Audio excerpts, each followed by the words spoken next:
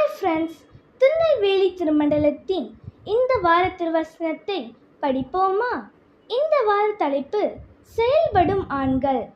இந்த வசனம் எங்க இருக்குன்னா 1 தெசலோனிக்கேயர் 5ஆம் அதிகாரம் 14ஆம் வசனத்தின் பின்பகுதியில் இருக்கு. என்னுடன் சேர்ந்து வசனத்தை படிக்கிறீங்களா? செயல்படும் ஆண்கள். ஒழுங்கில்லாதவர்களுக்கு புத்தி சொல்லுங்கள், திருநற்றவர்களை தேற்றுங்கள், பலவீனரை தாங்குங்கள், எல்லாரிடத்திலும் நீடிய சாந்தமாயிருங்கள். 1 தெசலோனிக்கேயர் 5ஆம் அதிகாரம் 14ஆம் வசனத்தின் பின்பாகம். இப்போ நாம இந்த வசனத்தை இங்கிலீஷில் படிக்க போகிறோம்.